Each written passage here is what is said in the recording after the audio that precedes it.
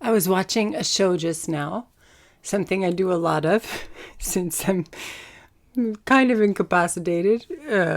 So a lot of times the subject comes up around sickness, contagious disease, a doctor giving what do you call it? Diagnosis that or prognosis that the person's going to die if they don't have such and such surgery, or if they don't do such and such, and they know they're going to die within 6 months or within 2 weeks. I mean, you see it all the time in shows and movies, all the time. Then the narrative often revolves around these situations of desperation in terms of something happening with the body and health and disease and illness. And just now I was watching on a show, it was a young girl with a brain tumor. And it reminded me, now I see these things and the filter is completely different. Knowing, and not just knowing, not just having read and understood, but testing, witnessing, trial and erroring, trying it out, repeating it, the 5 biological laws, seeing them in action over and over and over again in myself, in others, in animals. This is like, it completely changes the filter. When I see these situations, what I see is completely different from the majority of people that would stand next to me. And so I hear this situation of this young girl with a brain tumor, and now I know that isn't what's the word, a death sentence, as you would call it. It doesn't mean that she's going to die, like the doctor was saying. It doesn't necessarily mean that. They can't know. They don't know that. And this is because Dr. Hammer, he discovered that there actually isn't anything or there is no such thing as a brain tumor. Now, bear with me. I'm not saying, and he wasn't saying, that the phenomenon of what they're seeing in the brain doesn't exist. He was just saying the cause of it, as he had discovered, was very different from what conventional medicine will say. And in his discovery, what I could say is that everybody has had a brain tumor. Bear with me. This is because any biological program that you have, that you are going through, and we are all going through biological programs all the time, sometimes many at the same time.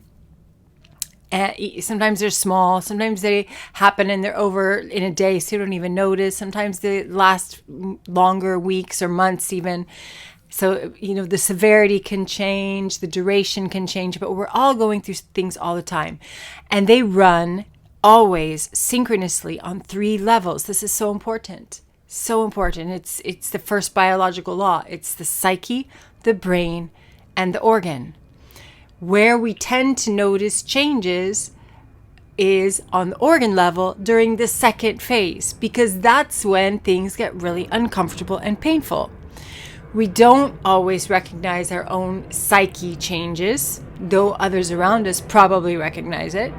And we don't notice the brain changes unless the duration and severity of something has got to the point that the doctor starts suspecting that we need to look at the brain. And what they will find is what they call a tumor. And what Dr. Hammer found is that this is the biological program running on the brain level in the first phase of a biological program, what's called conflict active. You can find, if you do a CT scan, you can find that there are sharp targets, like a target, circles, concentric circles on the brain relay of the organ that's affected by the psyche's perception of threat. So it could be that you perceive that you can't digest this bad thing that happened to you. And so on the brain level, in the brain stem, where the intestines are controlled from, the brain relay there, it's going to have these concentric circles, and the intestines are going to start producing more cells to be able to digest whatever it was that you couldn't digest, that happened to you at work, that happened to you with the family, or literally something you couldn't digest. It could be literally, but the psyche also interprets our figurative life in that way. So the first phase, the brain is having this change, but nobody notices it. The CT scan, you could find it if you know how to read the CT scans according to how Dr. Hammer found them. In the second phase, which is the healing phase, everything has to go, so the organ and the brain have to go through a healing process, which always includes what's called edema, which is liquid, restorative liquid, filled with all the white blood cells and bacteria and whatever is needed for the repair of the organ.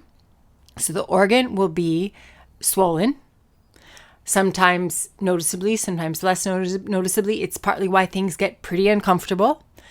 And the brain will be swollen in that place because there's edema in that specific brain relay.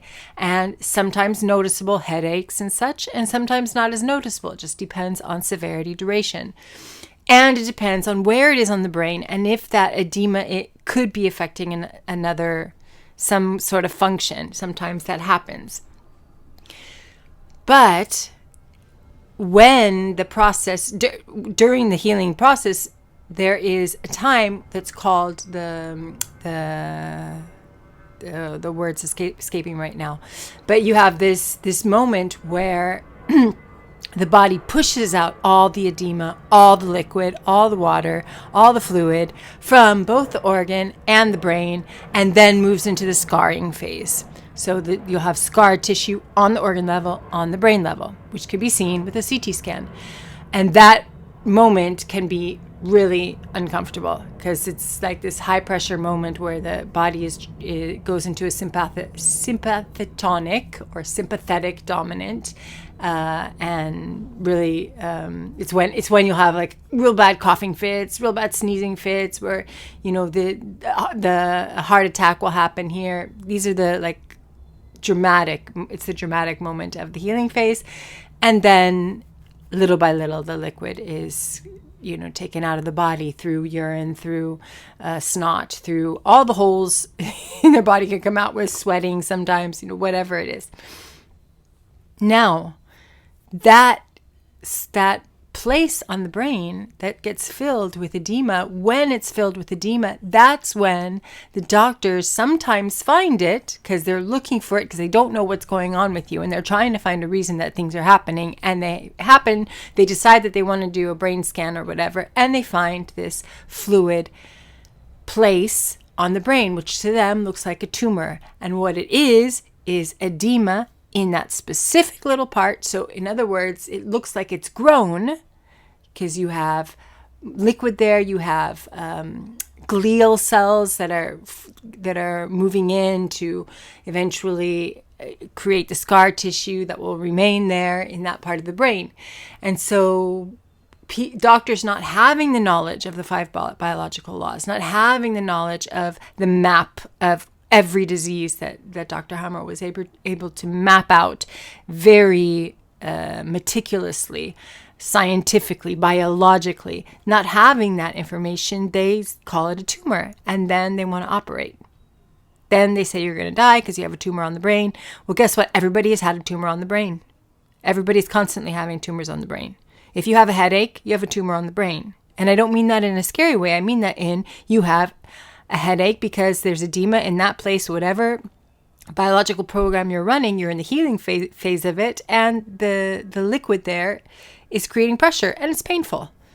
But it will go away, depending on severity, duration, depending on if you don't fall into tracks. There are other factors here. But if you complete the healing phase, it will go away. And no doctor can tell you how long it's going to take unless they know this information, because then if you find the original conflict, then you know when you can map out how long you were in conflict and then how long you're in healing, and then yes, you can know about how long it's going to take. But doctors don't know this information, so they don't know. They can't tell you you're going to die within 5 weeks if you don't have the surgery to remove this tumor. Now, the thing is, it's scary hearing a brain tumor. It's one of the scariest things somebody can tell you, right? Like, cancer is the scary word. Well, everybody has had cancer too. Another thing you find out, another shocking thing you find out with this information that you start to understand, and then the fear factor of it lessens. But having a brain tumor is like, it's on the top, whatever, of scary, scary things. That means you're going to die and you need to do something about it now. Imagine the conflict shocks that you are adding when you tell somebody they have a brain tumor and they're going to die. Okay, now, how does that hit the psyche? What kind of threat is that? How are they interpreting that threat? And then what's starting to happen in the body? So you've complicated things now without having this information.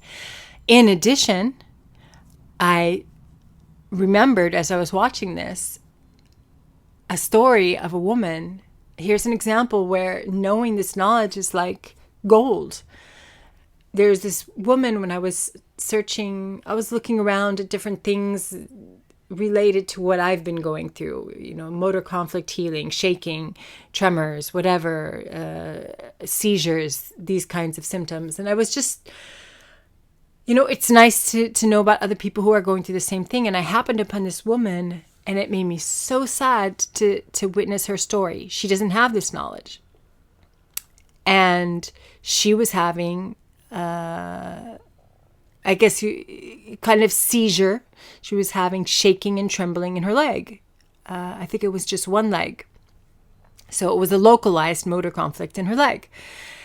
And because she doesn't know this information, of course, she's going to the doctor trying to figure out why. Why is her leg shaking? Why is this happening? I mean, if you know this information, you know that she's resolved a motor conflict, a local motor conflict having to do with, the themes can be kind of varied there, like wanting to get away from somebody, her partner, a business partner, a friend, I don't know. It could be something like that, wanting to kick them, it depends on the part of the leg. I don't know enough information.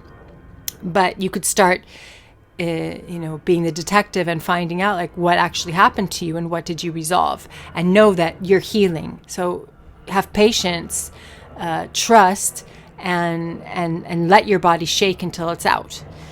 That's how the body restores function in the muscle fibers. But not knowing that, she's going to see all the doctors. They don't know why it's happening. Of course they don't know why it's happening. They don't have this information.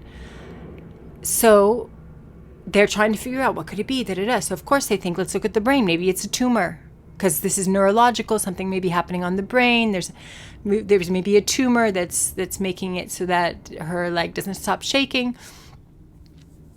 So lo and behold, what do they find? A tumor. Actually, what do they find? They find edematous tissue in the brain relay that has to do with her leg and the motor function of her leg, so the muscle. Well, they tell her that she needs to have it operated. So, if she doesn't have an operation on a brain tumor, of course, she's looking at possible death. Well, what is she going to do? Of course she's going to get it operated on. So she does. What happens?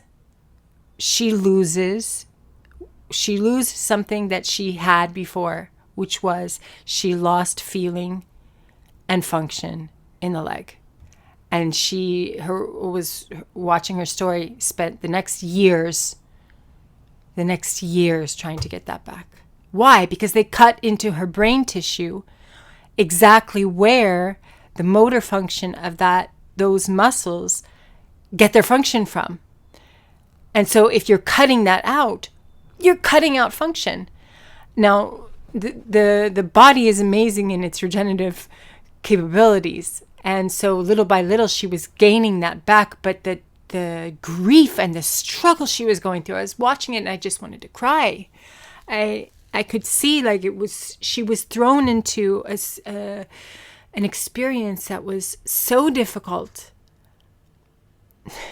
such a struggle, and so this is what made me so sad. So unnecessary. So unnecessary.